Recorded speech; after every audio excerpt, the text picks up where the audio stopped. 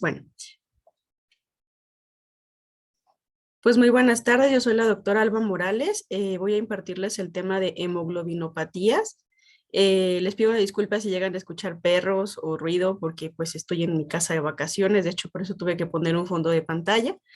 Este, Voy a iniciar. Si gustan, algunos alguna pregunta, sin problema me avisa y me detengo, ¿sale? ¿Me escuchan? Sí, doctora.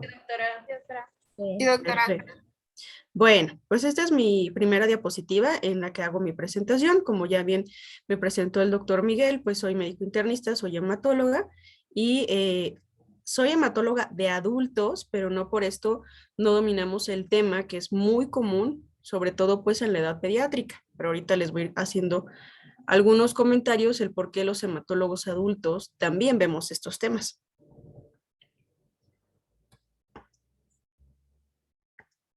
Ok, dentro del contenido, pues vamos a ver primero que nada qué es una hemoglobinopatía, porque dentro de los defectos del eritrocito vamos a tenerlos que clasificar no solamente por daño como tal al grupo E o a la hemoglobina, sino también a problemas en la estructura o las características de la membrana del eritrocito, perdón, y esto se conoce como una membranopatía, para que no confundamos los temas. También vamos a ver epidemiología y bueno, posteriormente voy a darles el tema de las dos más comunes hemoglobinopatías, que son las talasemias y la drepanocitosis, aunque existen un montón de defectos más de como tal las cadenas de hemoglobina. Como les decía, en cuanto a la definición, pues tenemos que las hemoglobinopatías constituyen alteraciones en la síntesis de cadenas de las globinas, ya pueden ser cuantitativas o cualitativas. Cuantitativas, como su nombre lo dice, pues van a ser por cantidad. Las alteraciones faltan cadenas alfa, faltan cadenas beta, por ejemplo, o si son cualitativas, vamos a estar hablando de defectos estructurales, básicamente, y esos van a tenerse que ver con características propias de defectos de los genes que competen a la realización de una hemoglobina. En esta tablita vamos a regresarnos a embriología, primero que nada, porque no sé si alguna vez alguno de ustedes se preguntó, bueno, ¿tengo mis cadenas completas cuando yo soy feto? O más bien cuando soy embrión o hasta que soy feto. Y pues sí, hay que ubicarnos en semanas incluso de gestación, porque pues, obviamente cuando surge la fecundación y ahí somos una mórula, en nuestra formación fetal no estamos 100% completos. Es por esto que pongo esta pues, gráfica donde por semana de gestación vamos viendo lo que va haciendo nuestra producción de glóbulos rojos. Primero que nada va a ser algo que se conoce como la aorta gonadomasonefros, que va a tomar la batuta en la creación de nuestra hematopoiesis en los primeros 10 días de gestación, casi cuando se acaba de fecundar, ¿no? El fetito. Posteriormente, conforme vamos avanzando en nuestra vida intrauterina, el que nos va a ayudar en la hematopoiesis es el saco vitelino. De hecho, aquí lo pueden ver en esta gráfica. Hasta las escasas semanas 10, hasta quizá las últimas semanas de gestación, inicia la hematopoiesis, el hígado, ayudándose también por vaso. Esto es bien importante que ustedes tengan este conocimiento porque siempre que yo como hematóloga veo o diagnostico una leucemia, un linfoma, alguna enfermedad maligna, siempre les pido ultrasonido de abdomen superior a todos mis pacientes y siempre dicen, ay, ¿por qué a los hematólogos les afecta o quieren saber tanto acerca de cómo está el vaso y cómo está el hígado? Porque son órganos que sirvieron como tal en la hematopoiesis cuando estábamos en la vida intrauterina y que vuelven a activarse cuando tenemos procesos neoplásicos o no benignos, hablando hematológicamente, ¿no? Entonces, como pueden observar, estos dos órganos son muy importantes en la hematopoiesis intrauterina. Ya posteriormente, ya casi en las últimas semanas de gestación, la médula ósea empiezan a hacer una médula ósea pues muy inmadura hasta madurar ya casi cuando estamos en la semana 38 o 40 de gestación, casi para nacer. Entonces, prácticamente, si se dan cuenta, la vida intrauterina, la hematopoiesis, la llevan otros órganos que cuando nosotros ya estamos en la vida adulta, ¿no? O en la vida como tal extrauterina. Bueno, también hay que tomar en cuenta que el glóbulo rojo en la formación intrauterina está llevado a cabo por 2 cromosomas principalmente, y esto se va a deber a las cadenas que tengo aquí en la mano derecha. Ya saben que una molécula como tal de hemoglobina va a estar hecha por 4 cadenas, 2 alfa y 2 beta. Y hay que tomar en cuenta que el cromosoma 11 y el cromosoma 16 aquí entran en importancia, porque el cromosoma 11 nos va a ayudar a la fabricación de cadenas beta y el cromosoma 16 alfa, ¿no? Entonces, habiendo defectos en estos cromosomas, se van a ver expuestos posteriormente en una manera clínica. Bueno, también hay que tomar en cuenta que estas cadenas de hemoglobina en su interior van a aportar el famoso grupo M. Este se va a conformar por una globina y por un hierrito. Entonces, tomen en cuenta que esta estructura siempre tiene que estar perfecta para que mi hemoglobina sirva como tal en nuestro cuerpo. Cualquier defecto va a tener alguna manifestación clínica, así consideremos al paciente asintomático, va a haber alguna representación clínica. ¿Alguno de ustedes saben para qué nos sirve como tal una molécula de hemoglobina?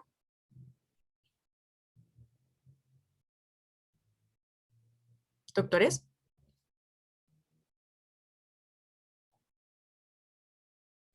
Para transportar 4 moléculas de oxígeno. Perfecto. Entonces, nada más para que se den cuenta que cualquier defecto en nuestro glóbulo rojo o hemoglobina va a tener una repercusión a nivel de todos nuestros órganos, aparatos y sistemas, ¿de acuerdo? Bueno, ahora ya explicado esto, vamos a ver cuándo surgen los defectos cualitativos y cuantitativos de estas cadenas, precisamente. En cuanto a epidemiología, pues tenemos que a nivel mundial las hemoglobinopatías representan hasta un 71%. Esto va a depender muchísimo de las regiones, continentes, países, etcétera. También sexo, etcétera. Cada año nacen 330,000 niños afectados. 83%, en la mayoría son por células falciformes y 13% por talasemias. Aquí hay que ser muy cuidadosos con esta información porque es más común que se reporten pacientes con enfermedad de drepanocitosis por el cuadro clínico que ahorita vamos a ver, a pacientes con talasemias. De hecho, yo creo y muchos del área de hematología creemos que las talasemias están muy subdiagnosticadas. Por eso les comentaba que como hematóloga de adultos sí veo estos casos. De hecho, tengo pacientes de 60, 55 años que hasta esa fecha o esa edad les vengo diagnosticando por primera vez talasemia. Entonces es importante darse cuenta que muy probablemente las estadísticas no estén llevándose a cabo como se deben por la falta del diagnóstico. Y que este tema se comprenda que no solamente compete al hematólogo de niños o de hematología de adultos, porque este screening tiene que ser llevado desde el médico general, familiar y pediatra. Bueno, llevando esto a cabo, pues es para que pues se entienda el por qué es tan importante conocer estas patologías, porque a todos nos compete hacer estos diagnósticos precisos. Aquí nos ponen en la epidemiología que el 3.4% de muerte se lleva a cabo en menores de 5 años, y esto es muy importante. Ahorita vamos a ver clínicamente por qué.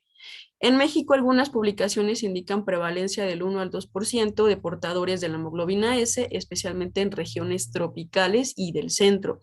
La verdad es que les digo, la epidemiología falta información, pero básicamente la mayoría de estas enfermedades son más clásicas de lugares o regiones donde los pueblitos todavía tienen escaso desarrollo económico, cultural y social, y entonces esto compete a que todavía existe mucho las familias que sufren consanguinidad. ¿Qué quiere decir?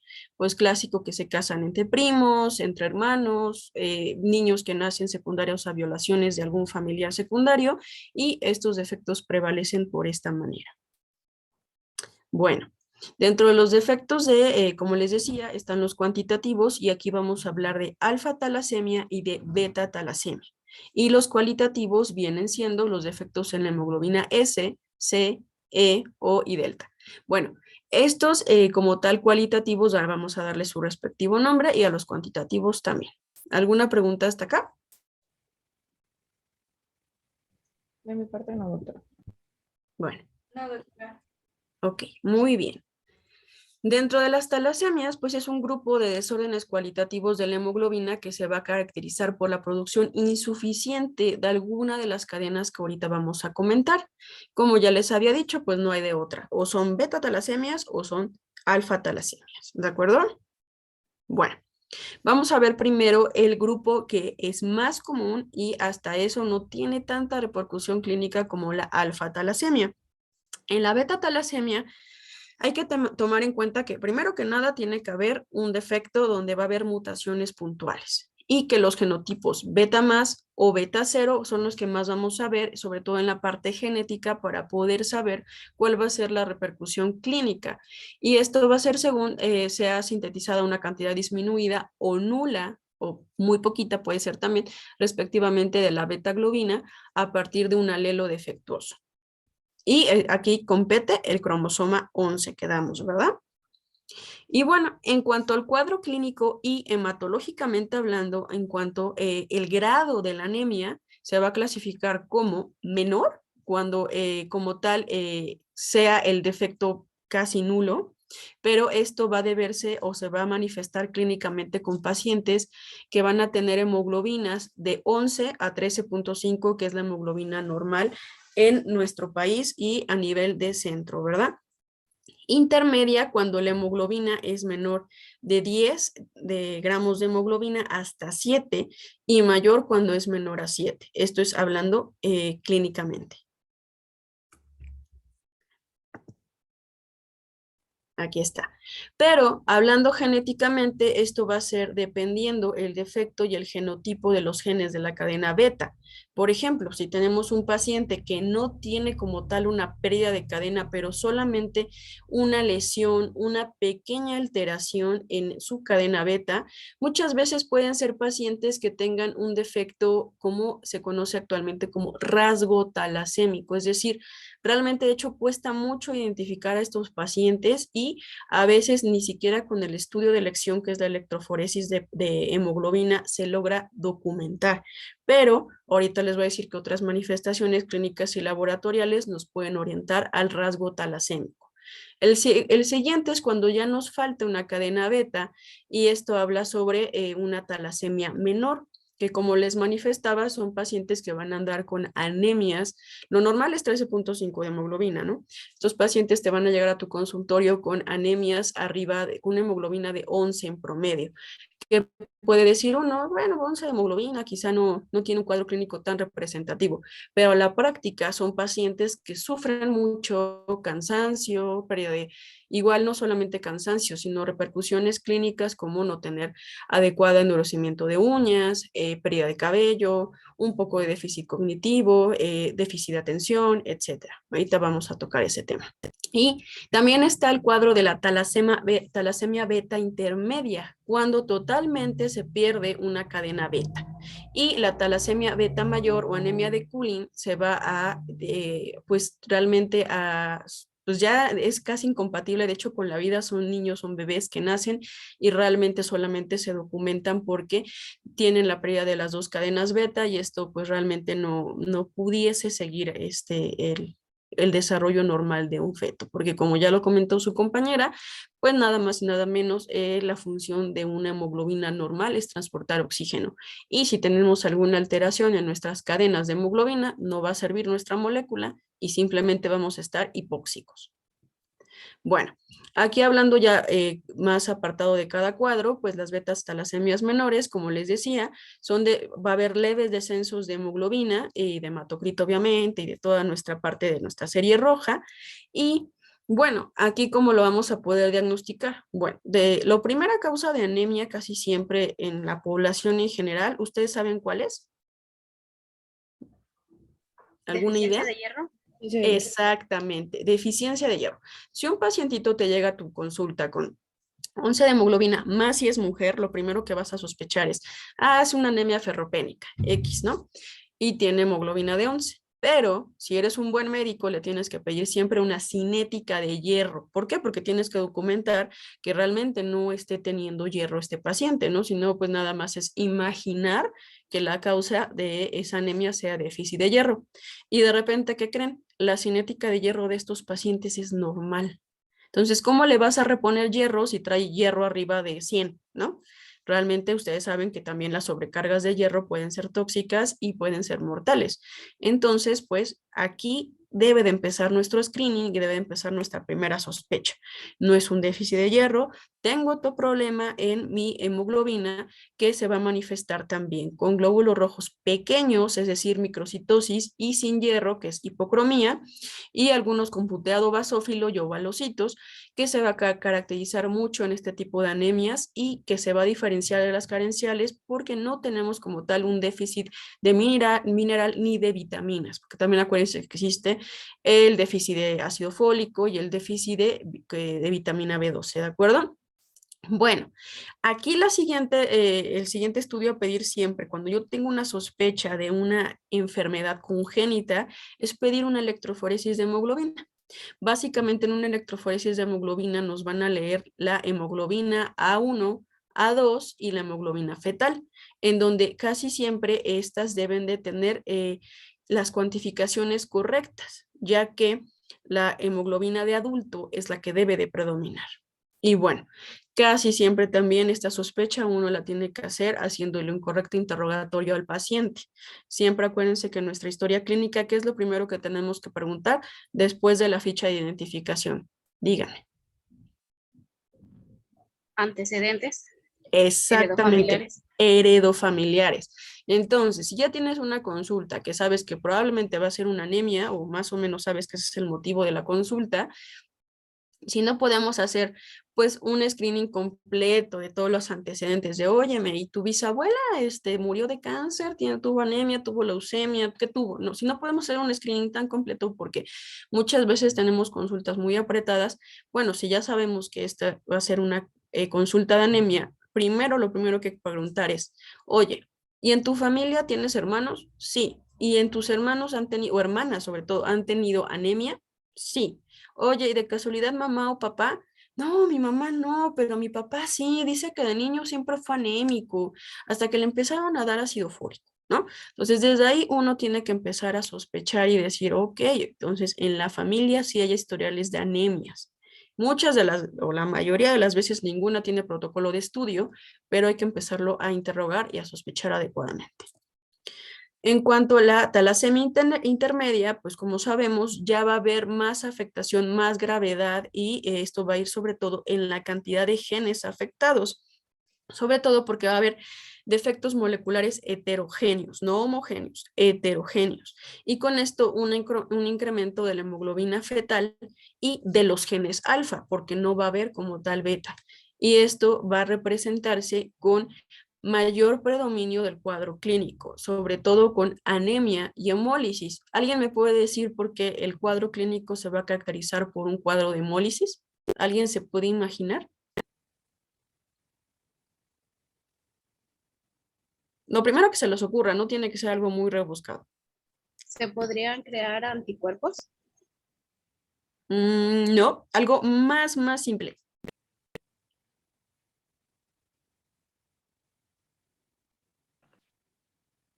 Bueno, Porque se acuérdense que tapan tocamos, el vaso. ¿perdón? Edwin, no lo escuché. Repítalo, no pasa nada, si nos equivocamos, no pasa nada. Yo me acuerdo que siempre he aprendido más de cuando me equivoco que cuando acierto. Repítanlo, por favor. Por una eritropoyesis ineficaz. Exacto, ¿qué quiere decir con eso?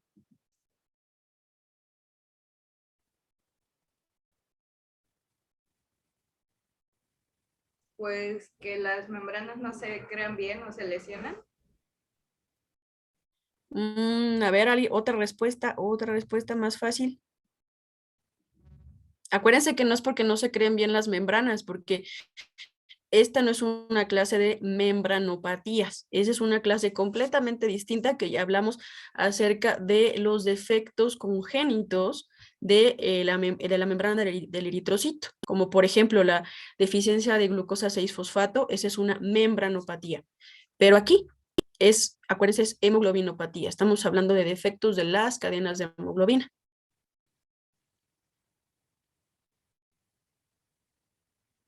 Bueno, vámonos simple y vulgar. Pues como tal, nuestra hoz de nuestro eritrocito, nuestro glóbulo rojo va a estar defectuoso, no tiene la estructura bien hecha.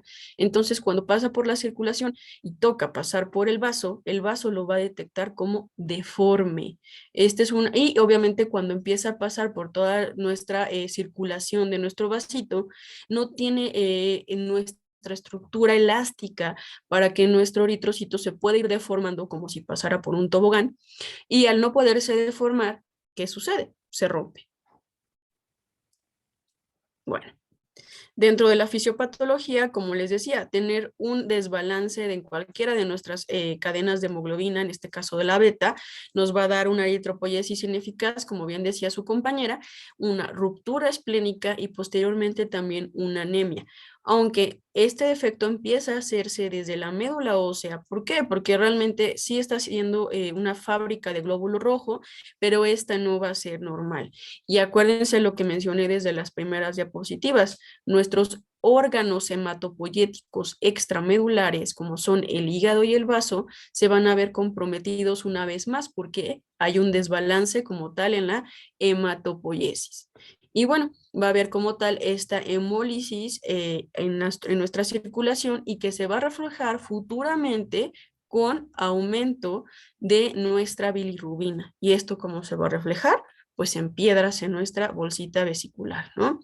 Y bueno, esto también nos puede dar estados de hipercoagulabilidad porque todas las alteraciones que hay en el glóbulo rojo y como tal en nuestro endotelio de nuestros vasitos capilares, venas, arterias, etcétera, nos van a dar un desequilibrio en nuestra coagulación. Y bueno, esto a la larga puede empezarnos a dar diversos daños a órganos y sistemas, desde el aparato vital como es nuestro riñón, nuestro corazón, nuestro hígado y todo el sistema endocrino que se va a ir representando poco a poco en todos los órganos y sistemas dependiendo el grado de talasemia. Y bueno, como les había yo comentado, ya la talasemia mayor, de verdad, ese diagnóstico no se le puede pasar a ningún médico porque son pacientes que realmente nacen con un cuadro clínico muy característico. Aquí en la tablita no lo señalan, son cuadros que se van detectando desde los menos 2 años de edad. Y son pacientes que generalmente tienen menos de 7 gramos de hemoglobina y como no tienen bien la hemoglobina adulta, adivinen cuáles son las que permanecen, pues sobre todo la fetal. Y esto va a hacernos un cuadro de hipoxemia total. Y bueno, normalmente ya en el estudio familiar, pues vamos a encontrar que tanto mamá como papá o alguien de la familia tiene ya una historia bastante fuerte de talasemia. Bueno, y bueno, también es importante decir que como les dije, todos los órganos y sistemas se van a ver dañados, van a ser pacientes que a la larga hagan sobrecarga de hierro. ¿Por qué? ¿Alguien me puede decir por qué estos pacientes cursan con sobrecarga de hierro? Hablamos de talasemias mayores e intermedias que les dije, la intermedia va de 10 a 7 gramos de hemoglobina y la mayor de 7 para abajo, es decir, puede haber nacido hasta con 4 de hemoglobina. ¿Alguien me puede decir por qué la sobrecarga de hierro? ¿Por la propia hemólisis? No.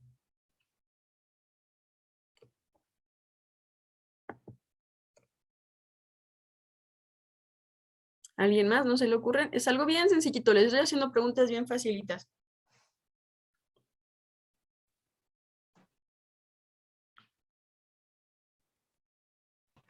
¿Nadie? Por transfusiones recurrentes. Exacto, exacto. Esta respuesta solamente necesitaba un poco de imaginación. Si tengo un bebé, un fetito que me nace con hemoglobina de 4, pues no lo voy a dejar así, lo tengo que estar multitransfundiendo.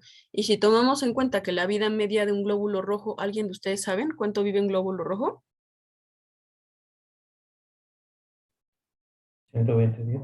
Exactamente. Entonces, probablemente no alcance ni siquiera 3 meses este paciente para poder estar regenerando glóbulo rojo y hay que estarlo transfundiendo quizá una vez al mes y si no es que más. Entonces, estos pacientes la mayoría de las veces ni siquiera fallecen por algún dato de hipoxia, sino por sobrecargas de hierro.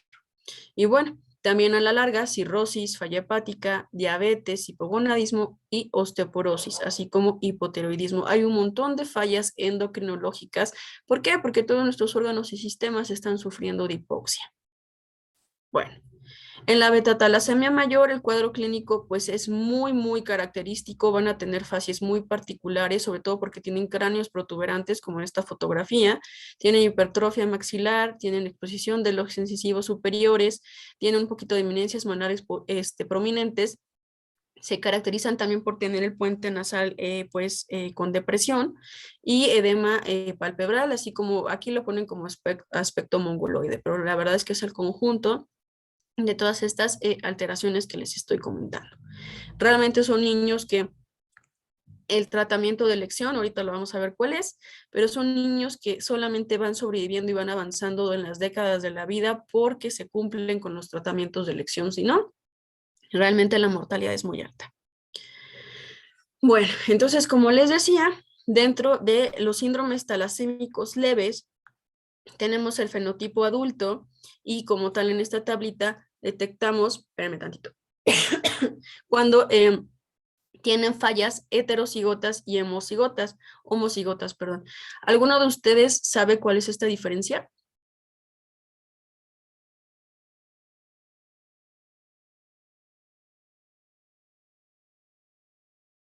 Lo que se les ocurra, no tiene que ser una respuesta correcta. Solo quiero que participen. Yo no entendí muy bien qué preguntó, doctora. Ajá, si estamos hablando de síndromes talasémicos leves, ¿saben cuál es la diferencia entre un paciente con una alteración heterocigota o homocigota? U homocigota, perdón.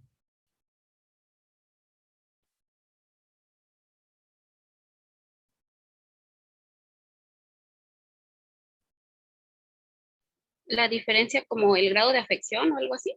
A ver lo que se les ocurra.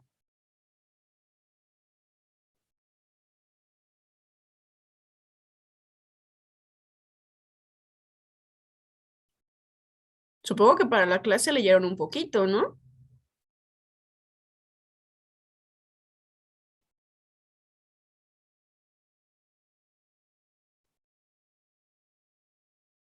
Nada, chicos.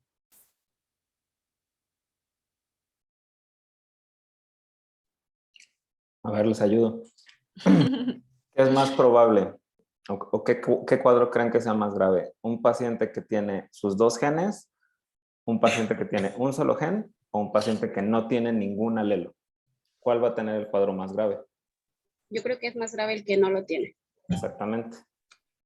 Entonces, ¿es más grave él? ¿Homocigoto o heterocigoto? ¿Cómo? El homocigoto. Exactamente. Bueno, sin miedo, necesito que me vayan comentando lo que se les ocurra, porque así también yo voy ubicando cuáles son las principales dudas y podemos seguirlas pues platicando, ¿sale? Sin miedo, no pasa nada si no se contesta. Pero más bien, si no se contesta correctamente, si no se contesta, pues yo me quedo con la idea de que no leyeron nada. Bueno, dentro de las complicaciones que hay simplemente sin tratamiento, pues es el predominio de la eritropoyesis inefectiva, la sobrecarga de hierro y sobre todo, dejen cualquier otra cosa, la situación de las complicaciones por hipoxia tisular. Y eso nos vamos desde el cerebro, el corazón, el riñón, todo lo que ustedes me quieran mencionar. Y siguiente, les había hablado del daño endotelial, lo que va a perpetuar en nuestros pacientes con este tipo de hemoglobinopatías, eventos trombóticos y bueno, acá también nos los menciona úlceras en piernas porque también va a haber desoxigenación dérmica y tisular y bueno, como hay sobre todo una falta de oxigenación a nivel global, puede llegar a haber repercusiones en el sistema cardiovascular y en esto incremento no solamente de las presiones sistémicas, sino también de la arteria pulmonar. Y esto puede terminar en una insuficiencia cardíaca congestiva con un daño totalmente hepatoesplénico. Y bueno, ¿ustedes qué leyeron acerca de cuál es el tratamiento de elección en una talasemia severa?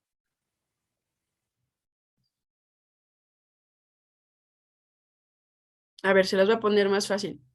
Si tengo una talasemia severa, ¿creen que lo pueda yo estar transfundiendo de aquí al tiempo que me viva?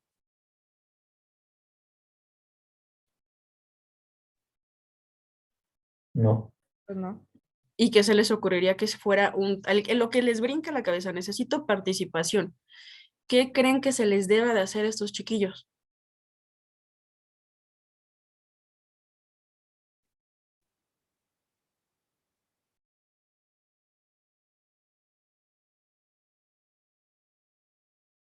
¿A nadie se le ocurre nada?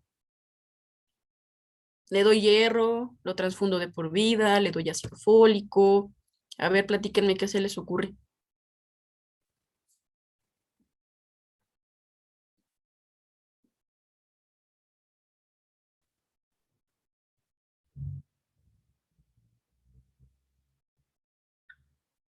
¿Nada, nada?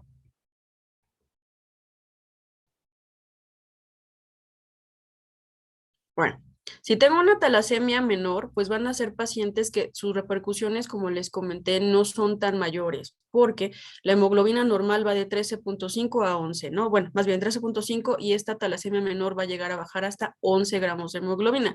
Con 11 gramos de hemoglobina, realmente pues son pacientes que quizá no se concentran bien, no hacen mucho ejercicio, quizás son perezosos, son tachados toda su vida quizá de ser flojos, ¿no? Porque no, realmente no porque sean flojos, sino que no tienen la capacidad o la energía para poder desenvolverse normalmente hablando. A esta proporción de pacientes, el tratamiento que se le puede ofrecer es ácido fólico. ¿Por qué? La respuesta a hierro, ¿por qué no es? Díganme alguno de ustedes.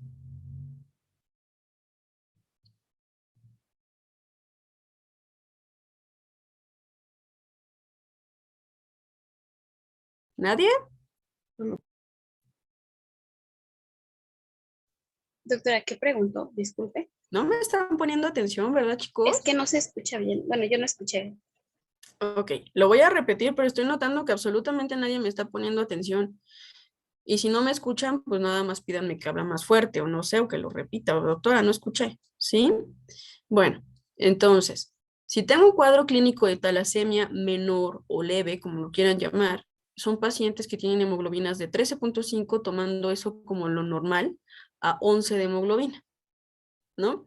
Son pacientes que solamente les va a faltar ganas, energía, oxígeno un poquito para hacer ejercicio, pero son pacientes que van avanzando en las décadas de la vida y no pasa nada, siguen viviendo, o sea, eso no compromete el estado funcional ni tienen las complicaciones como úlceras en piernas, eventos trombóticos, hipertensión pulmonar, falla cardíaca, etcétera. No tienen esas complicaciones, entonces pueden seguir avanzando. El tratamiento de elección es ácido fólico, ¿por qué no hierro? Esa fue mi pregunta.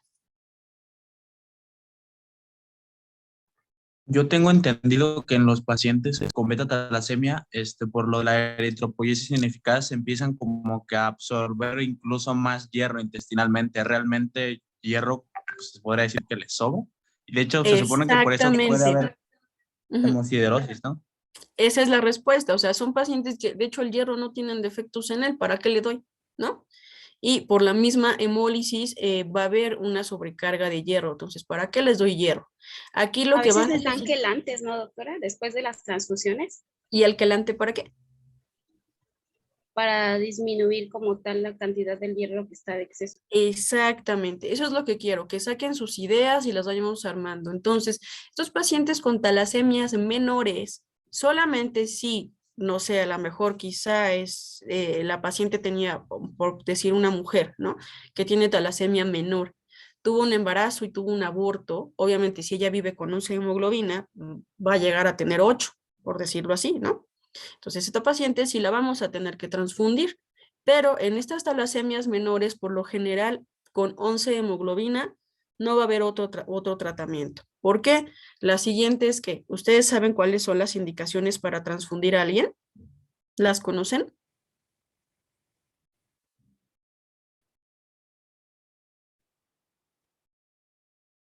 ¿no?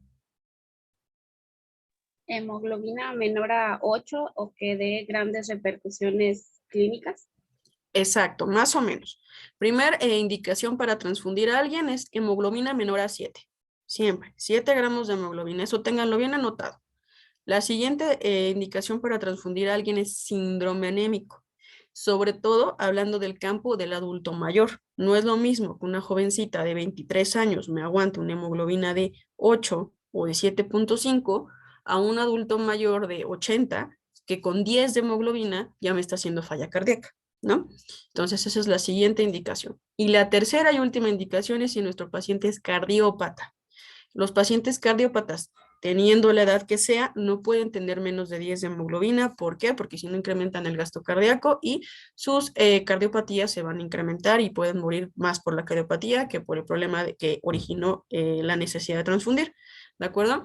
Entonces, aquí voy cuando les digo que una talasemia menor muy pocas veces requiere transfusiones, ¿de acuerdo? El tratamiento de elección es ácido fólico. ¿Y por qué será el ácido fólico? ¿Alguien me puede decir algo?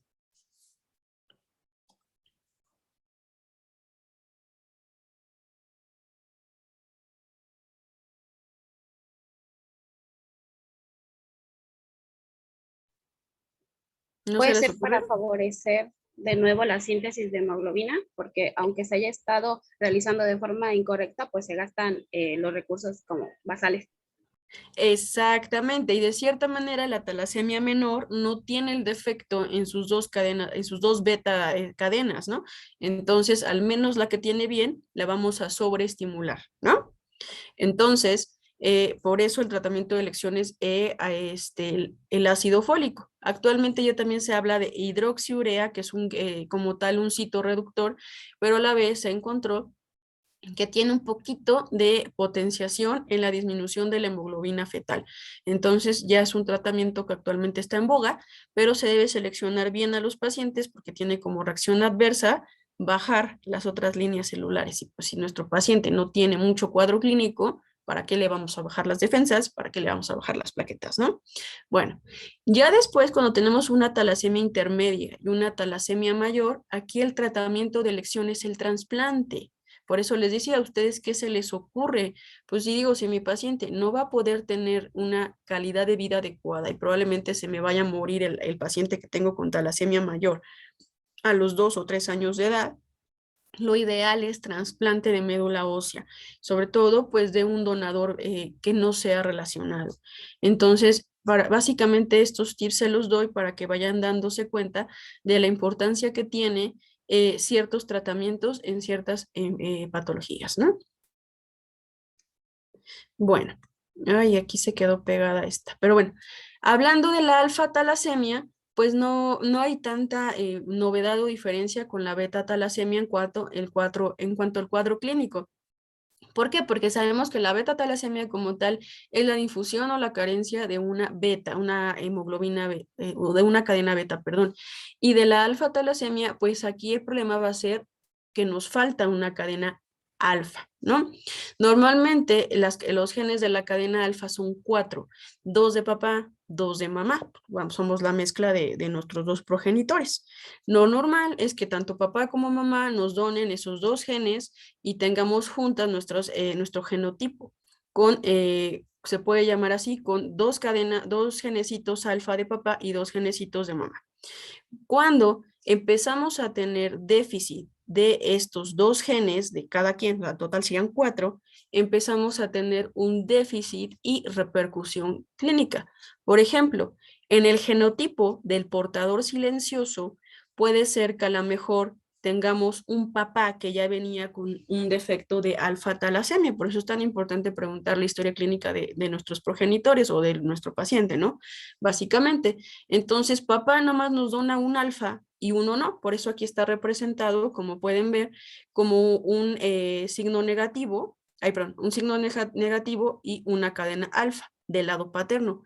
Y el lado materno, pues es el sano. Entonces, estos dos, el lado materno sobre todo es el que nos va a ayudar a podernos desarrollar de la mejor manera o de una manera muy normal, que a lo mejor solo va a tener repercusión clínica si este paciente o esta persona se expone a algo que incremente demasiado su gasto cardíaco. Si no, ni cuenta se va a dar, va a ser un portador silencioso. Ahora, después vienen dos variantes de talasemia alfa menor. Aquí puede ser que a lo mejor sea un pueblo muy pequeño y tanto mamá como papá me están donando el mismo defecto. Entonces termino teniendo un signo negativo de un gen alfa y un gen alfa normal por parte de papá y por parte de mamá también una delección de un gen alfa y un gen alfa de mamá normal. Entonces, básicamente, esta va a ser una talasemia alfa menor que como tal no tiene tanta repercusión clínica porque una vez más tenemos una aportación, aunque sea incompleta, pero la tenemos tanto de papá como de mamá.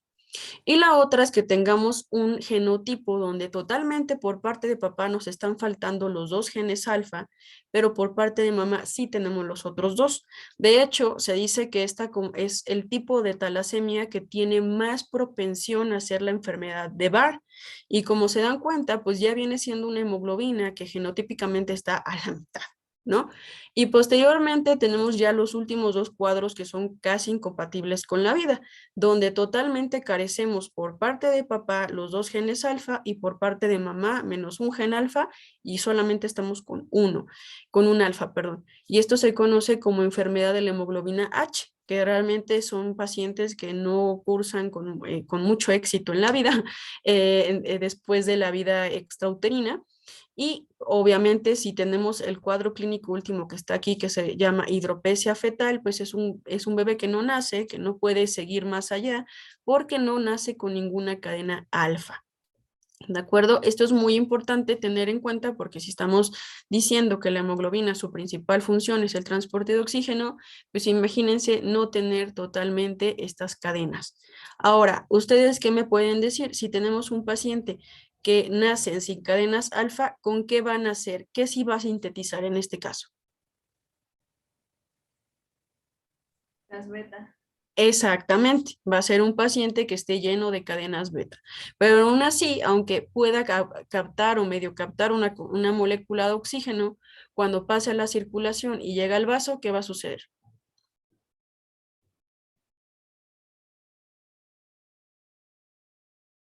No va a destruir. No va a destruir, exactamente, no va a ser una hemoglobina normal y va a ser eliminada, por lo cual va a ser un paciente que, aparte de que no tenga una correcta síntesis de sus cadenas de hemoglobina, no generará hemoglobina, no va a transportar correctamente oxígeno, aparte de todo eso, va a estar viviendo en hemólisis. Y la repercusión clínica de las cadenas alfa es en el cromosoma, ya lo habíamos dicho. 16. Perfecto, muy bien. Bueno, aquí en cuanto a la clínica, pues se dice que las alfas talasemias son más comunes de los pacientes o de las personas asiáticas. De hecho, es más común escuchar estos casos en la India, en Asia, por allá. En México tenemos más predominio de beta talasemia que de alfa talasemia, aunque ya no es raro porque actualmente pues sabemos que hay colonias de coreanos en Puebla, en Sonora, en muchas partes del mundo, así como también japoneses y chinos. La alfa-talasemia menor sin anemia o leve, casi de hecho asintomático, se va a caracterizar también por ser como la talasemia beta, con una microcitosis y una hipocromía. Y como les había dicho, la enfermedad H, ya de hecho casi nula la presentación de los genes alfa, pues nos va a hablar de anemias muy severas con hemólisis e incompatibles casi con la vida. Y el hidrops fetal, pues va a ser una pérdida totalmente de un ser humano. Y como les hablé en la presentación de hemoglobina de beta-talasemia, el diagnóstico es con electroforesis de hemoglobina. Como se dan cuenta, básicamente lo que vamos a tratar de discernir es alfa 1, más bien hemoglobina de alfa 1, hemoglobina alfa 2 y la hemoglobina fetal. Y en cuanto al tratamiento, pues aquí básicamente sí es un poquito cuando ya hablamos de talasemias alfa menores y talasemias intermedias o mayores, sí es más predominante que los pacientes tengan que ser transfundidos y tener mucho cuidado con la sobrecarga de hierro porque de por sí viven en sobrecarga de hierro por la hemólisis permanente. Y bueno, también es importante hacer este énfasis en que, como comentó ya una de sus compañeras, son pacientes que se les tiene que estar indicando no solamente ácido fólico, sino que helantes de hierro para poder sobrevivir a esta sobrecarga extrema. Y bueno, aquí nada más esta diapositiva, no se estresen mucho, ya es para términos más hematológicos, pero ¿con qué podemos medir que o podemos corroborar que nuestro paciente esté cursando con sobrecarga de hierro? Con la ferritina, ¿de acuerdo? Una ferritina mayor de 1000 nos está hablando de una sobrecarga de hierro importante. Con 1000 ya se debe de empezar a prescribir Deferacirox, que es como el quelante de hierro más famoso. Pero aquí nos están poniendo en este cuadro que desde 800 como tal de ferritina, uno ya tiene que empezar a tomar pues medidas, ¿no? ¿Para qué esperarse hasta 1000? Bueno, esto es bien importante. ¿Ustedes cuántas transfusiones, ya se los puse aquí, cuántas transfusiones creen que sean necesarias para empezar a sospechar en una sobrecarga de hierro? Pues se habla alrededor de 20 transfusiones. Realmente uno ve 20 y dices, ay, bueno, hasta la 20. Este tipo de pacientes quizá tengan que recurrirse a 20 transfusiones, a lo mejor en menos de 6 meses. ¿Por qué? Porque si son pacientes que tienen 4 de hemoglobina, pues no les vas a transfundir un concentrado eritrocitario, o sea, normalmente les vas a tener que estar transfundiendo en cada internamiento arriba de 3 concentrados. Entonces, prácticamente en menos de 6 meses te cumplen este criterio. Bueno. Aquí nada más está tablitas para los tipos de quelante de hierro que actualmente hay. En México nada más contamos con este Deferacirox famoso y es importante que nada más tengan su conocimiento. Realmente no se estresen con este tema. Otro tratamiento puede ser la esplenectomía, porque si estamos hablando que la hemólisis es lo que nos lleva a la sobrecarga de hierro y al predominio de la anemia, pues quizá quitando el vaso se pueda limitar un poquito la destrucción, sin embargo, pues no es el tratamiento de elección. La hidroxiurea, como les decía, también nos ayuda actualmente o ya se está en boga porque se cree que esto puede disminuir un poco la producción de hemoglobina fetal, que es la que va a elevarse cuando tenemos una disminución de las otras hemoglobinas. Pero en realidad, pues no es el tratamiento ideal porque una vez más, lo que nuestro paciente en cuestión necesita es el reemplazo de esa cadena. También la terapia genómica, pues sería lo ideal actualmente, aunque a lo que se tiene a la mano de primera instancia, pues es el trasplante de células hematopoyéticas, que como tal es el tratamiento curativo. Como les decía, tiene que ser de un donador relacionado. En este caso, pues lo ideal o lo más 100% igualito a nuestro paciente, pues sería un gemelo, ¿no? Un gemelo idéntico. Sin embargo, pues no todas las pacientes o no todas las personas tienen un gemelo. Entonces, lo siguiente sería un hermano 100% compatible. Y bueno, en los pacientes menores de 17 años, pues también habría que ver si no posteriormente necesitan algún trasplante de algún otro órgano, por la falla cardíaca, la falla hepática y todos los defectos que nos da pues, la acumulación de hierro. Y bueno, la supervivencia libre de enfermedad es superior al 80% cuando se trasplanta. ¿Alguna duda hasta acá?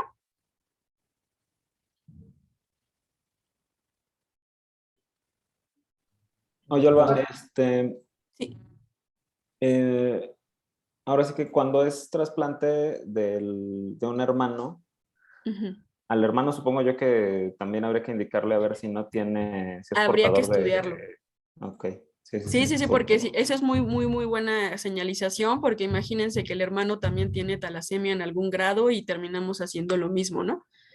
De hecho, fíjense que ese es un tema bastante importante de señalar porque muchas veces o no se hace énfasis en, ya hablando de algo más hematológicamente hablando, por ejemplo, alguna vez tuvimos un caso saliendo del tema de las talasemias, de un paciente que tuvo leucemia linfoblástica aguda. llegó a remisión, se le hizo el trasplante y cuando se trasplanta a este paciente, a los 6 meses empieza a hacer una hiperosinofilia. Y pues nos empezamos a preguntar, oye, esta hiperosinofilia, ¿de dónde está saliendo, no? Se le estudió como cualquier síndrome hiperosinofílico y resultó teniendo la mutación genética para una leucemia eosinofílica crónica. Entonces, pues a partir de que vimos, oye, ¿cómo es que después de una LLA se trasplanta? ¿Cómo es que genera una leucemia eosinofílica crónica? Pues lo primero que te brinca es quién donó las células hematopoyéticas. Entonces, cuando se estudió el hermano, resulta que el hermano tenía ese gen para desarrollar esa leucemia y fue las células hematopoyéticas que se le donó al paciente. Entonces, sí es bien importante ese detalle de estudiar también a fondo a los donadores de las células hematopoyéticas, aunque si nos vamos como a la realidad, quizás un poco imposible estarles buscando todos los genes y todas las enfermedades al donador, si ya sabiendo que quizá sea muy difícil de por sí trasplantar a nuestros pacientes hematológicos, pero sí es un muy buen punto.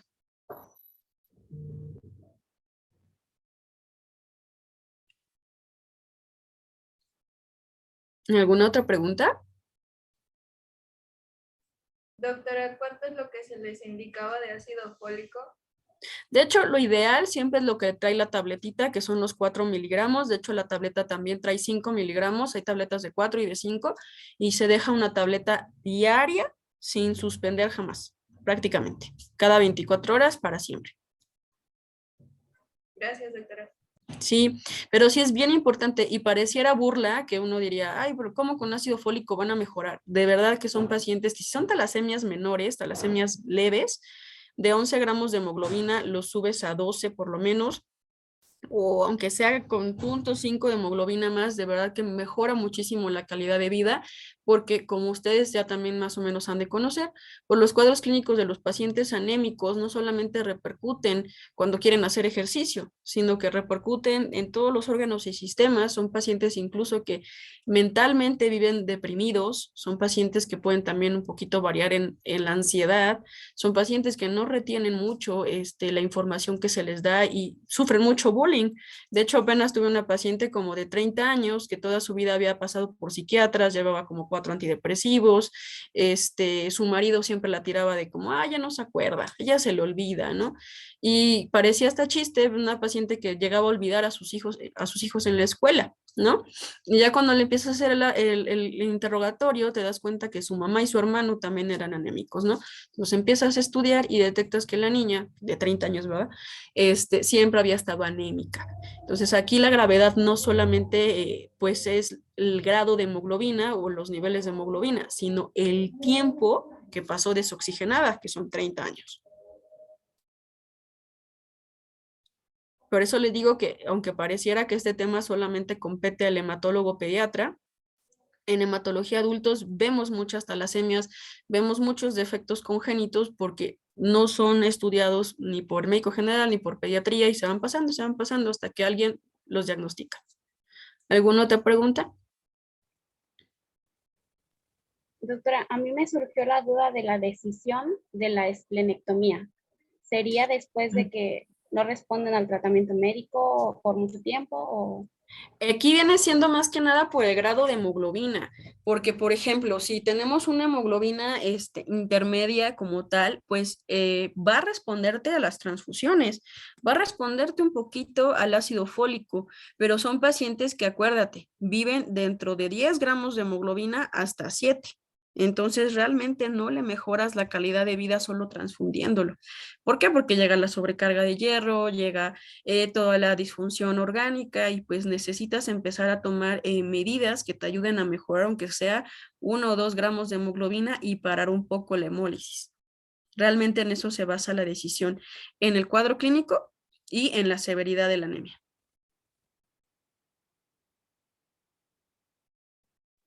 Gracias, doctora. Sí, a lo mejor también ese es un punto muy importante a tocar. Si tengo una talasemia menor, por decirlo, tengo una mujercita, un hombrecito con 11 de hemoglobina, que a lo mejor con ácido fólico lo subes a 12, pues ¿para qué le quitas el vaso? ¿No? Entonces, prácticamente esto es más de talasemias intermedias a mayores. Y ya ni siquiera digo mayores, porque las mayores realmente lo que necesitan es trasplante. Sí, porque también el riesgo de infecciones después de la esplenectomía no Exacto. valdría. Los protocolos de los pacientes post-esplenectomizados, o más bien antes de esplenectomizarse, ustedes se van a ir dando cuenta en su práctica médica, es mala. Muy pocas veces tienes a un paciente que ya que le quitaron el vaso, le preguntas, oiga, ¿y alguien les dijo algo de las vacunas que se deben de poner? ¿Alguien de ustedes me pueden decir las 2 vacunas que debe de tener un paciente esplenectomizado? La de influenza y la antineumocócica. Exactamente, para organismos encapsulados. Entonces, les puedo prometer que del 100% de los pacientes que ustedes conozcan o vayan viendo su práctica clínica que son post-esplenectomizados, les van a preguntar a ustedes, oigan, ¿y se puso sus vacunas? Y muchas veces ni les dicen.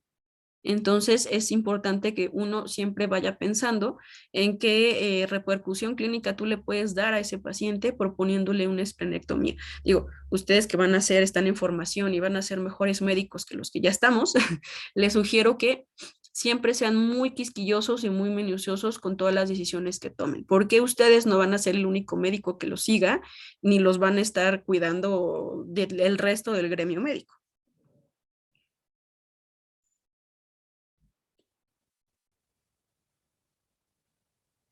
¿Alguna otra pregunta? Y ya seguimos. O si quieren, podemos continuar mañana, si es que ya, porque creo que me alargué muchísimo, pero lo que ustedes me digan, ¿eh? Como tú veas, Alba. O sea, ¿Sí podemos seguir? sí, Ah, bueno. Es que ya me di cuenta que ya me fui la hora, no te perdón. apures, no te apures. Dale, dale. Para eso se paga el Vale. sol. ¿Alguna otra pregunta más?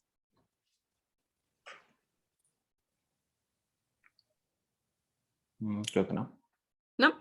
Bueno, entonces nada más quiero que se lleven también de este tema, que es un tema que les digo, sobre todo yo con ustedes que son estudiantes, tengo grupos de médicos residentes o no solamente de medicina interna, sino de otras ramas, en donde me he percatado que creen que la talasemia no ocurre casi o que no hay adultos con estos diagnósticos. Y realmente llévense el concepto de que son probablemente pacientes que realmente nunca han sido diagnosticados y esa es realmente la razón por la cual conocemos tantas personas con talasemia. Listo. Bueno, aquí ya vimos las cuantitativas, es decir, nos falta una cadena de hemoglobina. Pero ¿qué pasa si hay una como tal alteración estructural? Como tal, pues el ejemplo clásico es la famosa drepanocitosis. ¿Alguno de ustedes ha escuchado de esta enfermedad? O más bien, ¿qué han escuchado? A ver, cualquiera de ustedes diga. ¿Se relaciona con la anemia falciforme? Perfecto, ¿algo más? Vamos, alguien, díganme un poquito de todo. Las células senos son características. Perfecto, ¿qué más han escuchado? Ándale, suéltense un chismecito de la drepanocitosis, lo que quieran.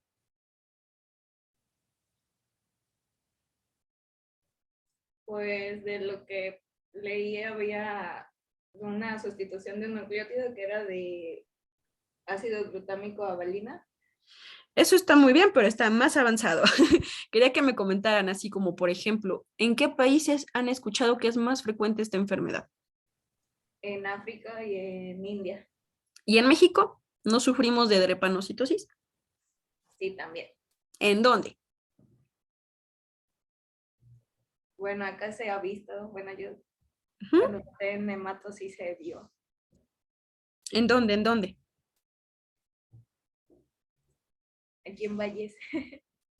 Y sobre todo también en lugares exactos. Es que Valles es como más, no sé si decirlo, no sé si está correcto mi término, pero es tropicalón. Entonces es más común como de lugares tropicales, se puede llamar así, pero es más clásico, por ejemplo, de Veracruz, Acapulco y sobre todo lugares donde también tenemos movimientos culturales, es decir, estados donde hay ya más se puede decir personas del Caribe, de por allá, ¿no? No es raro ahorita con toda esta migración que hay de sudamericanos, que pues ya saben todo este tema de la bestia, etcétera, empieza a haber un poquito más de drepanocitosis en estados donde en teoría no había. Por ejemplo, Puebla no es un estado que tenga drepanocitosis, pero actualmente ya hay más casos reportados. Ciudad de México, pues, que decir, es multicultural, pues, pero es más clásico de lugares como costas, por ejemplo, Veracruz, Tampico, ya no, si nos vamos del otro lado, Oaxaca, Guerrero, ¿va? Bueno, entonces ya se había adelantado una de sus compañeras, muy bien. Es como tal, la hemoglobina S es causada por una mutación del gen de la beta-globina, donde el nucleótido 17 se cambia como tal a tiamina, adenina, perdón, en el sexto aminoácido de la cadena beta-globina y se convierte en valina en lugar de un ácido glutámico. Entonces, como se dan cuenta, aquí es una alteración estructural por un cambio de tiamina a adenina que nos origina una conversión de valina en lugar de un ácido glutámico. Para que lo vuelvo a repetir, esto es un cambio estructural de la hemoglobina, pero no por esto deja de ser una hemoglobinopatía. Porque, como hace ratito mencionamos la diferencia, los defectos del glóbulo rojo también se clasifican en membranopatías, es decir, defectos de la membrana del eritrocito, que son otros temas totalmente que ya no sé si han escuchado, esferocitosis, defectos de la espectina, de la actina, de la miosina, de las 6-glucosas fosfato, todo esto que les mencioné hace ratito, es el tema de defectos de la membrana del eritrocito y aquí solamente de problemas de la hemoglobina.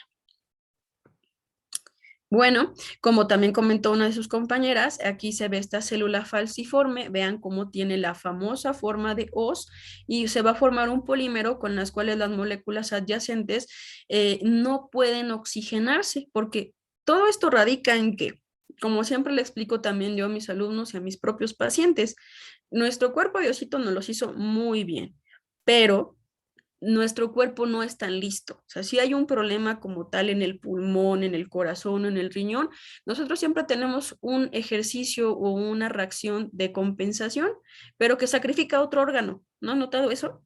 Entonces, realmente no es nuestro cuerpo muy inteligente, no sabe detectar dónde realmente es el problema. Y esto pasa con todo lo hematológico.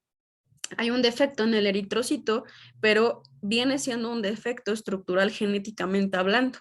Nuestro vaso no se da cuenta de eso. Simplemente el vaso está hecho para destruir lo que no es normal.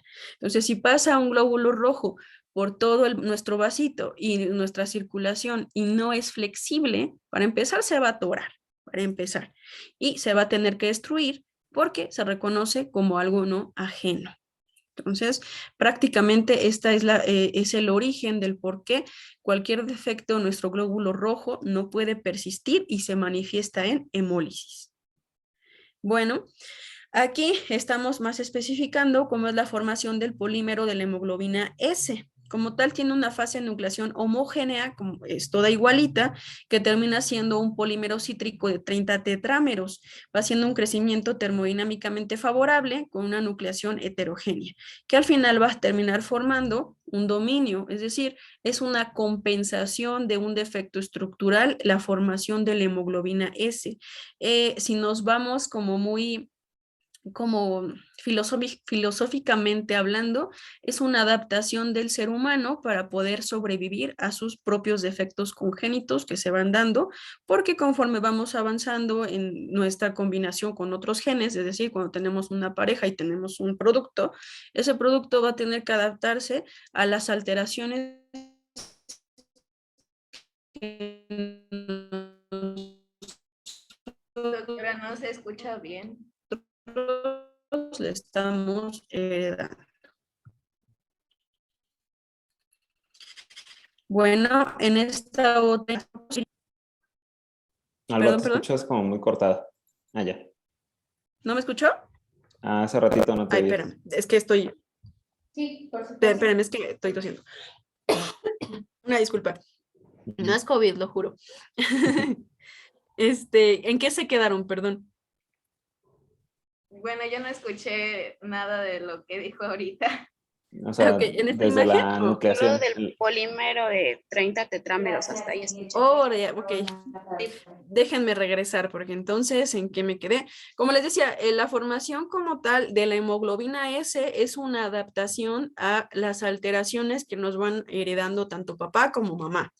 Entonces, si tenemos como tal una fase de nucleación homogénea, donde se forma este polímero cítrico, perdón, crítico de 30 tetrámeros y que va creciendo termodinámicamente para formarse una nucleación heterogénea y se forma un dominio. Esto es como tal, les decía yo, una compensación de un defecto que fue a nivel de ADN para hacer una compensación de la hemoglobina que surge alterada y que se va a conocer como una hemoglobina S. Les decía hace ratito el choro que les aventé, era que nos vamos adaptando a todas las alteraciones con las que nacemos y para poder ser compatibles con la vida tenemos que formar otra cosa. En este caso les digo, hubo un defecto desde la formación genética de nuestra hemoglobina, es un defecto estructural, pues no va a morirse el feto desde la vida intrauterina, simplemente se hace otro tipo de hemoglobina y se saca el producto para que se adapte a la vida extrauterina. Y como les decía, en esta imagen nos habla de este eritrocito desoxigenado, ya como tal en la hemoglobina S, y que va a tener una forma de hoz que cuando pase como tal por los capilares de nuestro vaso, pues no van a tener la correcta deformación que tiene un eritrocito normal. Y esto va también a repercutir posteriormente en que haya daño endotelial. Y este daño endotelial, como tal, es también otro capítulo, otra clase, explicarles que nuestra sangre en nuestros capilares, venas o arterias, en su modo natural es sólida. La sangre es sólida. Siempre que yo les pregunto a todos, oye, ¿cómo crees que la sangre sea realmente sólida o líquida? Lo primero que les brinca es decirme, pues es líquida, ¿no? Yo siempre, así, si yo me toco en mi cuerpo, pues yo sé que está aguadita, sé que no es un sólido, porque cuando me corto salen gotitas, cuando yo dono sangre también queda líquida en un paquete globular, ¿ok? Pero vámonos más allá. Si yo me corto, 3 segundos después esa sangre se volvió sólida. Si yo dono mi sangre y no tiene una bolsa con las especificaciones adecuadas, ese concentrado eritrocitario se va a coagular. ¿Por qué? Porque la bolsita del concentrado eritrocitario tiene propiedades que tratan de similar las propiedades que nos brinda el endotelio. Entonces, ¿qué trato de decirles con esto? Que la sangre adentro de nosotros se mantiene en estado líquido por muchas propiedades que nuestro propio endotelio va secretando o sintetizando, desde factores procoagulantes como procoagulantes y también, ¿cómo se dice? Antitrombóticos, pues, ¿no? Pro y no pro. Entonces, esto va a mantenernos la sangre en estado líquido y evitar una trombosis. Pero cualquier factor externo que nos altere este equilibrio, o una de dos, o favorece a la trombosis o favorece a la hemofilia, al sangrado. Esto pasa también con todos los defectos de nuestro glóbulo rojo. Si por cualquier situación no tenemos una hemoglobina correcta, vamos a estar dañando al mismo tiempo al endotelio. Y este endotelio nos va a responder con trombos. Entonces son pacientes que van a ser propensos a la trombosis y también a la oclusión postcapilar, por lo mismo. Y esto se va también a, ¿cómo se dice?, a traducir clínicamente en infartos. Y comúnmente pues vienen siendo en los capilares más pequeños, los intestinales, los renales, sobre todo porque ahí tenemos la microvasculatura y la que más se tiende a trombosar y que primero se sacrifica por el tamaño del vaso. Por eso es muy común que estos pacientes no solamente sufran de trombos a la región que ustedes quieran, sino infartos cardíacos, cerebrales, mesentéricos y renales. Entonces, van a tener muchas repercusiones a todos los niveles de órganos y sistemas. Y también la misma hemólisis, pues va a favorecer a un estado proinflamatorio a que haya más procoagulantes y estos pacientes pues sean un trombo nada más por cuestiones de tiempo, ¿no? Entonces, ¿a ustedes qué se les ocurre que aparte de todo el tratamiento que ahorita vamos a mencionar, nuestros pacientes con drepanocitosis les tengamos que indicar? Si estoy diciendo, no, todos los pacientes con drepanocitosis se trombosan o son tendientes a la trombosis, ¿ustedes cuál creen que sea nuestro pilar en el tratamiento? La anticoagulación. Perfecto, exactamente. Entonces son pacientes que no solamente van a tener su defecto al nivel de la captación de oxígeno y distribución de este a nivel de todos los órganos y sistemas, sino también tenemos que estar cuidando que no se trombose. Bueno, entonces como les decía, las manifestaciones clínicas siempre principalmente se van a dar por hemólisis, infartos y bueno, la propia anemia nos va a dar todas las demás complicaciones como son la desoxigenación y la falta de oxígeno tisular y las complicaciones relacionadas mismas a las transfusiones que van a ser pues bastante seguidas pues. Las manifestaciones por el infarto y por la trombosis, dolor, crisis vasoclusiva, fallo orgánico múltiple, dolor iatrogénico, dolor neuropático. Y esto es más que nada también porque también son pacientes que van a tener úlceras no solamente en pies, sino en donde tengamos, sean las zonas más distales, sobre todo, donde más cueste llegar la sangre a nuestro cuerpo. De por sí les cuesta trabajo llegar, por ejemplo, los deditos de nuestros pies, sabemos que la sangre tiene problemas para el retorno venoso, ¿no? De por sí. Y a esto le añades que la sangre de este tipo de pacientes son poco oxigenada, entonces esto va a favorecer no solamente a que haya úlceras por falta de oxígeno, sino también lo que les mencioné, por oclusión y por trombosis. Bueno. Entonces, bueno, aquí nada más les puse una tablita en donde son pacientes que van a estar con varios tipos de dolor, somático, totalmente, visceral, neuropático y todos a la vez. Dentro de las manifestaciones clínicas principales, pues la que quieran. Infartos a nivel cerebral, retinopatías, porque va a haber microinfartos a nivel de la arteria retiniana, va a haber infartos pulmonares, van a ser pacientes con infartos renales, van a tener también infartos a nivel de su propio vaso, van a tener problemas con el gasto cardíaco, por la hemólisis van a tender a tener cálculos biliares, también van a tener problemas a nivel de la médula ósea y de la irrigación de la arteria nutricia, que es lo que nos ayudan a irrigar la médula ósea, va a haber infartos óseos, va a haber oclusiones, úlceras, gangrena, todo en nuestras partes más distales. Como se acaban de dar cuenta, las complicaciones son sistémicas y ninguna es chiquitita, ¿no? Bueno. Como les decía, aparte del cuadro clínico también es el síndrome torácico agudo, en donde se va a caracterizar por un cuadro de dolor, tos, hipoxia y taquipnea, de hecho similar a una trombosis pulmonar, pero esta no es solamente por un trombo, sino porque va a haber una oclusión también de sus capilares. Y en este caso, como les decía, de la microvasculatura. No solamente a nivel de tórax va a sufrir el pulmón, sino también va a sufrir el corazón. A nivel de abdomen va a sufrir toda la red mesentérica y el riñoncito.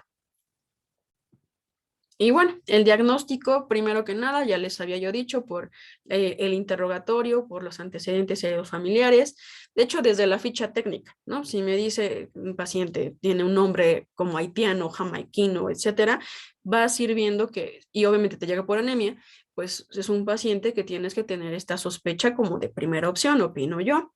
Posteriormente, pues ya los datos laboratoriales, seguido de la biometría hemática, va a ser un frotis de sangre periférica, donde vamos a ver estos famosos drepanocitos, que déjenme ver si puedo poner el apuntador.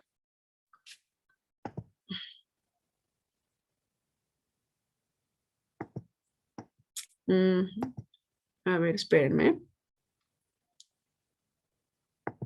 ¿Sí lo pueden ver aquí? Ah, perdón. Ya lo manché, pero bueno, aquí este es el famoso eritrocito en forma de hoz. ¿Sí lo ven? Sí, doctora.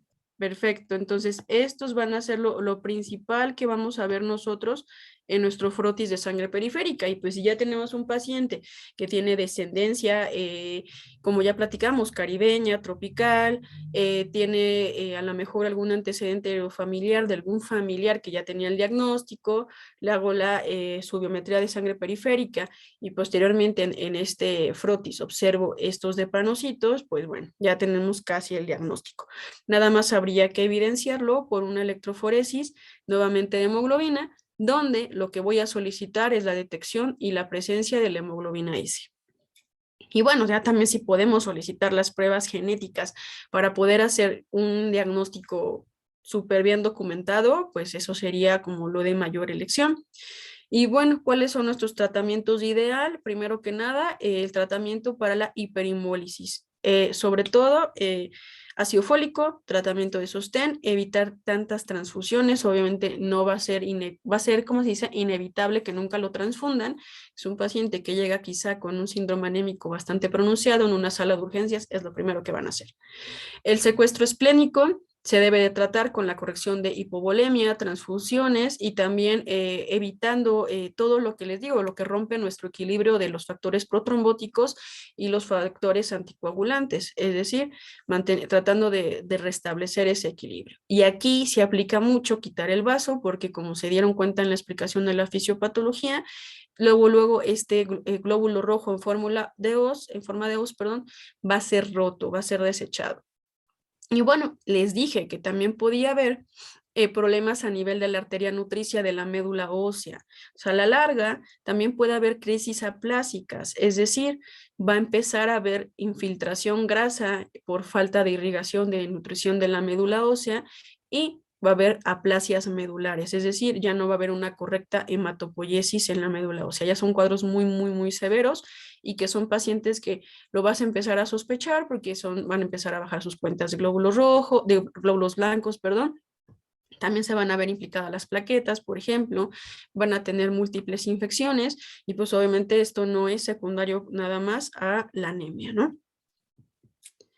Y bueno, también aquí hay que cuidarles a ellos la sobrecarga de hierro, como les había yo dicho, el diagnóstico ideal es a partir de 1000 de ferritina y siempre que tengan más de 20 transfusiones, que les digo, en este tipo de pacientes no es raro que en 6 meses te cumplan esa regla. El tratamiento para el dolor, aquí la verdad es que uno se le ocurriría, tiene un dolor abdominal, voy a darle butileucina, ketorolaco, meloxicam. No, aquí hay que procurar que nada más sean pues analgésicos derivados de la morfina o del opio, pues por ejemplo, tramadol. Por la misma fisiopatogenia de la enfermedad, hay que cuidar el resto de los órganos y sistemas que se pueden ver afectados por los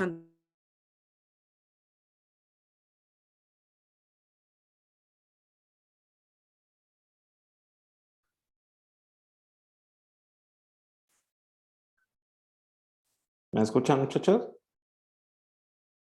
No, doctor. Doctor. Esperen.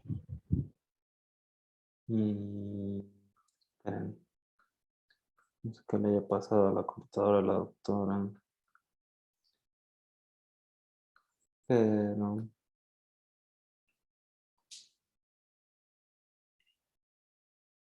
Pero en lo que se vuelve a conectar, nada más un detalle muy importante con respecto al diagnóstico molecular.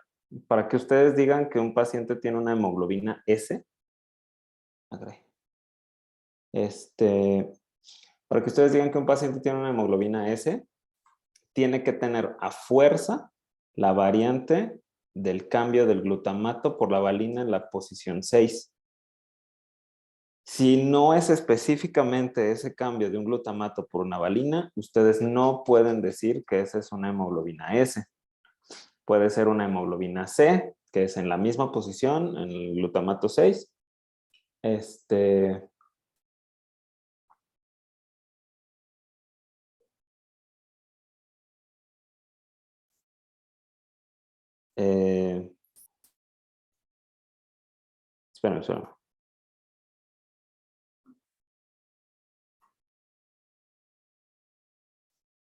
Puede ser en el glutamato 6, pero que cambie por una lisina, por ejemplo, y esa es una hemoglobina C, ¿sale? Entonces, ¿esto por qué? Porque el patrón electroforético cambia de ser una hemoglobina S a una hemoglobina C. Entonces, por eso, porque acuérdense que el patrón electroforético depende de cargas. Entonces, por ejemplo, en el caso de cambiar un glutamato por una leucina, perdón, por una valina, cambian el glutamato que tiene una carga negativa, porque es un aminoácido ácido, a ser una situación de un aminoácido sin carga como es la valina. Entonces ahí cambia el patrón electroforético. Y si ustedes cambian, por ejemplo, la hemoglobina C, que se cambia un glutamato por una lisina, ahí están cambiando completamente la carga. ¿Por qué? Porque el glutamato es de carga negativa y la lisina es de carga positiva. Entonces, el patrón electroforético va a cambiar, ¿sale? Entonces, sí queda claro esa especificidad en este caso de decir que cuando yo tengo una hemoglobina S es porque mi alelo específicamente cambia glutamato por valina. ¿Ok? ¿Sí queda claro eso? Sí, doctor. Sí, doctor. Sale. Entonces ya regresó la doctora Alba.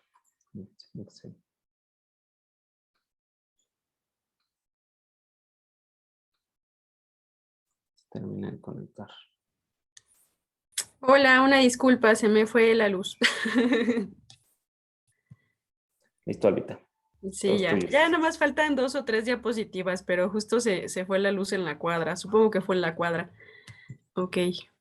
¿Alguna duda que tengan por ahora en lo que conecto esto? Doctora, yo tengo una, pero no sé.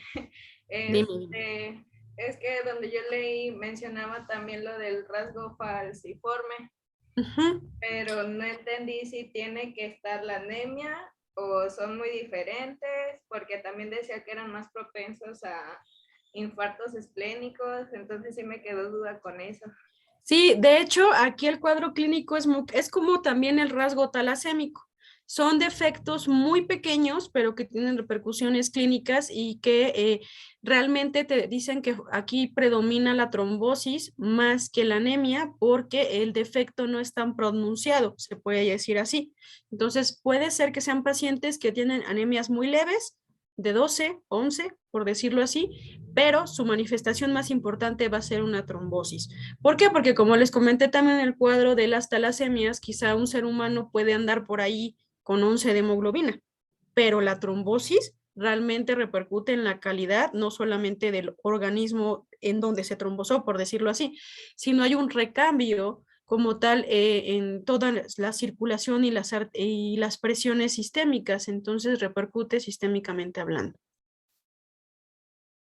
Gracias, ¿Sí? doctor. Perfecto. Entonces, como les había yo dicho, dentro del tratamiento, pues está el tratamiento del dolor como tal, la analgesia, que es bien importante, tener mucho cuidado qué tipo de analgésico se les prescribe a estos pacientes, por eso acá dice dolor leve, AINES, leve.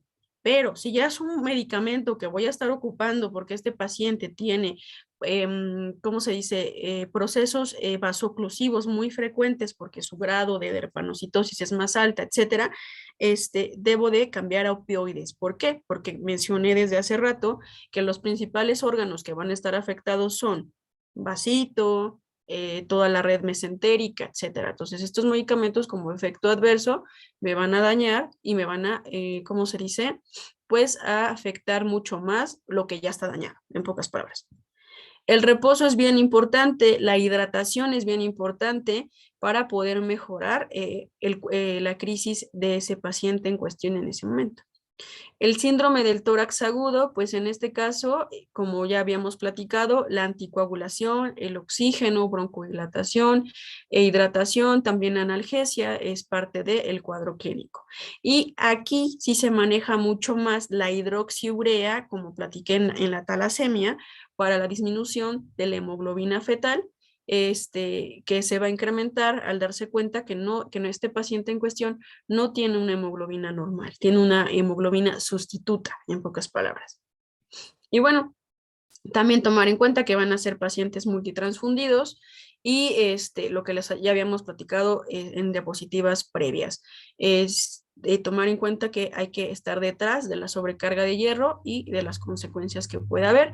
Y bueno, también son pacientes que van a cursar muchas veces con defectos de la retina, retinopatías, van a tener necrosis avascular de los huesos principalmente grandes, que eso ya, o sea, si ya empieza a haber necrosis de huesos grandes, quiere decir que ya hubo necrosis de la circulación menor o de la microvasculatura.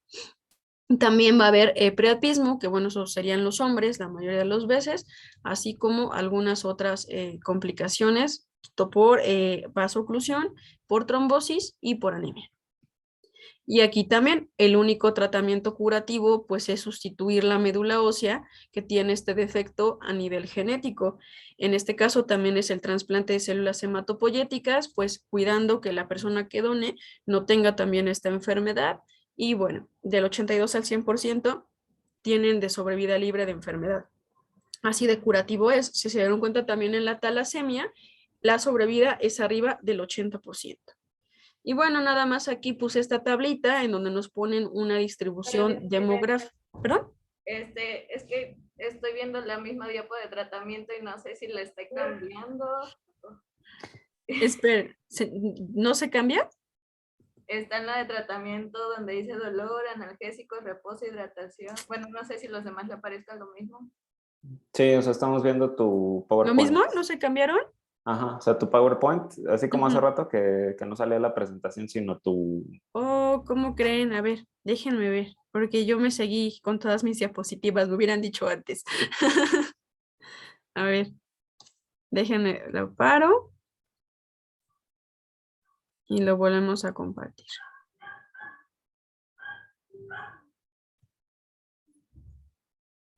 A ver ahí,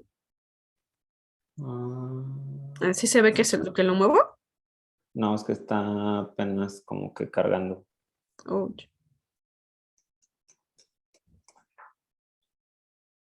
No, no. no, o sea, sí, solo dice que iniciaste compartir pantalla, pero no sale nada. Ok. Nada. A ver, vamos otra vez. Otra vez.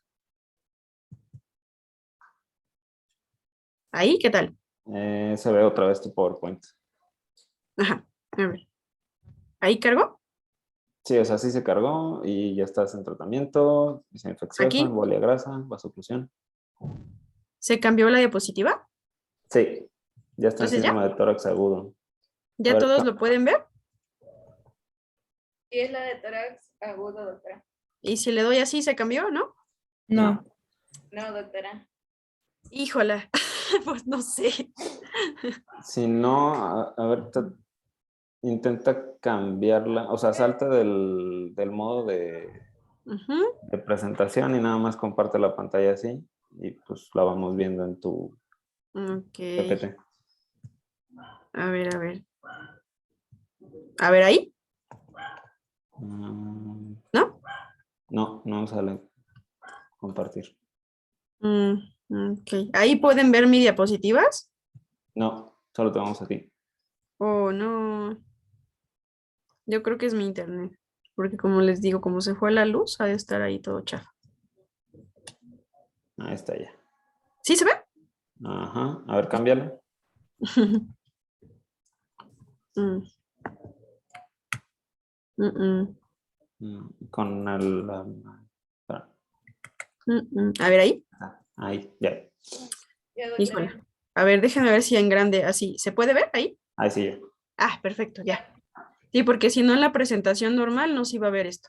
Ah, ok. Bueno, aquí les pido una disculpa, llegó el agua. El tratamiento, aquí está, les digo, el tratamiento del dolor, el analgésico, el reposo, la hidratación que les estaba yo comentando. Aquí en esta tablita les ejemplifico los analgésicos principales.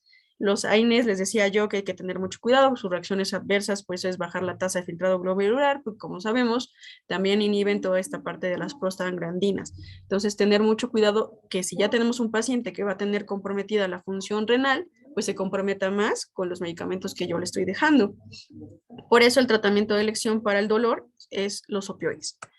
En este caso, el síndrome de tórax agudo, como les decía, El antibiótico de amplio espectro, la verdad es que yo esto lo dejaría si estoy sospechando que hay una infección aparte, ¿no? O sea, si hay algo que me está desencadenando, porque acuérdense, esto es muy importante, no lo había mencionado, pueden ser pacientes que tienen drepanocitosis y ya tienen su anemia y de por sí tenemos que, ya luchan con la situación de la transfusión, de la sobrecarga de volumen, etcétera, y la sobrecarga de hierro, perdón. Pero nadie de ustedes me preguntó, bueno, doctora, ¿y en qué momento van a empezar a hacer un síndrome de tórax agudo? ¿Cuándo se va a potenciar las trombosis? ¿Cuándo se pueden potenciar ¿cómo se dice? Los cuadros de oclusión? ¿Cuándo puede haber mayor crisis? Cuando los pacientes tienen un periodo de estrés. Llámese periodo infeccioso, a lo mejor una cirugía, a lo mejor una fractura, algo que lo saque de su equilibrio va a provocar estos momentos de estrés o de crisis máxima, donde puede haber estos síndromes, como por ejemplo el síndrome de tórax agudo. Para eso el antibiótico de amplio espectro, que les digo ya sería ahí ver qué infección es, a lo mejor es una infección de faringe, no necesita un antibiótico de amplio espectro, a lo mejor es de vías urinarias, pero a lo mejor es un problema de neumonía, entonces ahí sí se necesita un antibiótico de amplio espectro.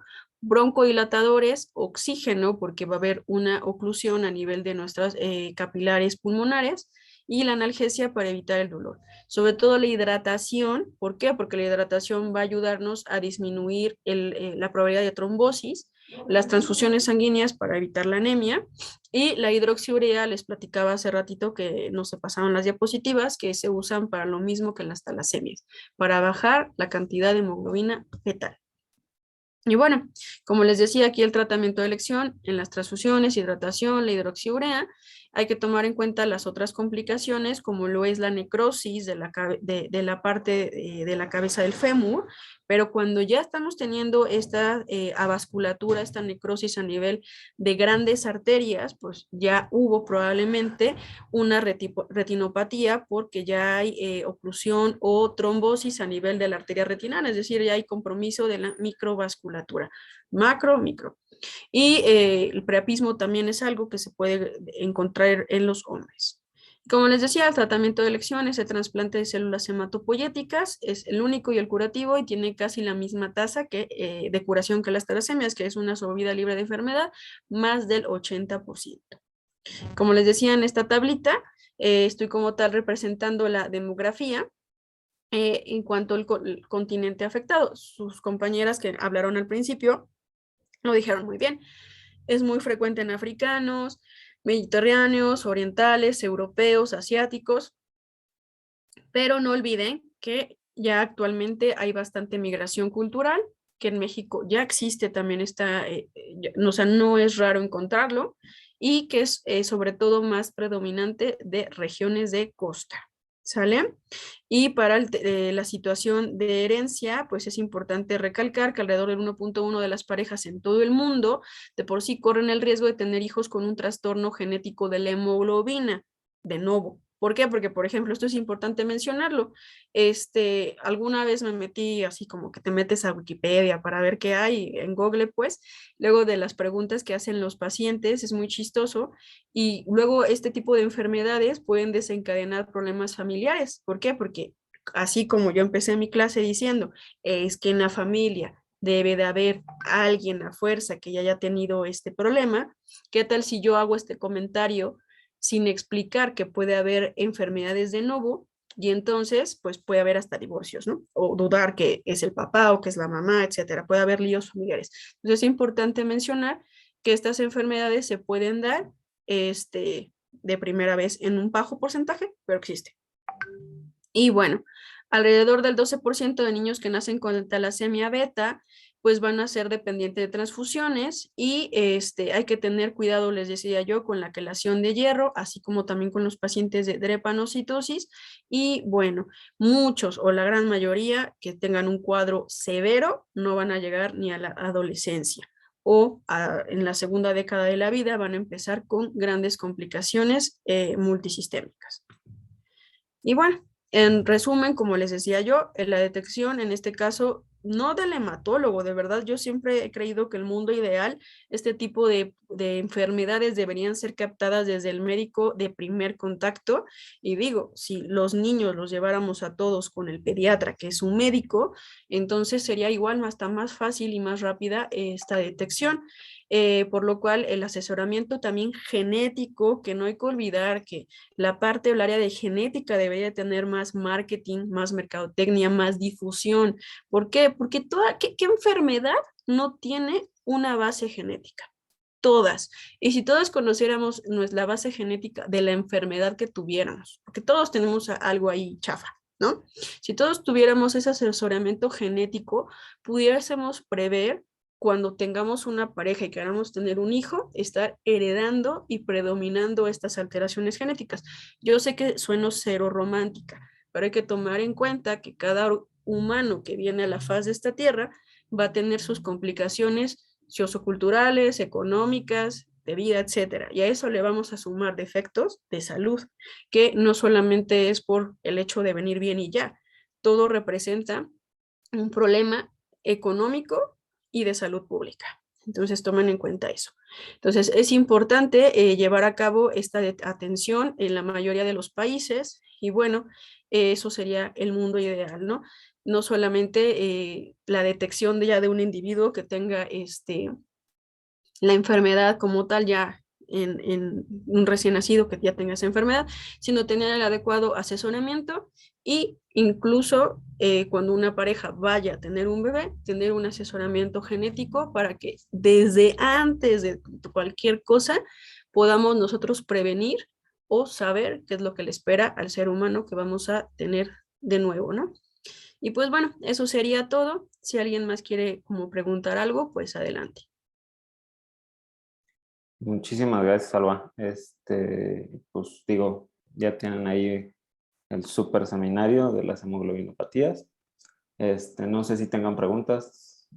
Hombre, y les pido una disculpa. El problema de estar de vacaciones es que estoy en mi casa y pasa todo. Sí, sí, te apures. Entonces, Gracias, doctora. preguntas. ¿No? La doctora Ayala también se conectó. No sé si ella quiere hacer algún comentario.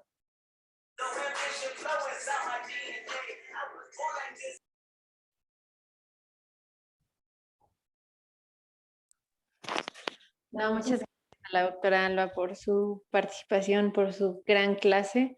Ojalá me hubiera podido conectar desde antes, pero estaba en juntas y más juntas. Nada más recordar que la doctora Ayala la doctora Alba Morales tiene sus redes sociales. Nada más si nos pudieras decir dónde seguirte, Alba. Sí, por supuesto, muchas gracias, doctora Ayala.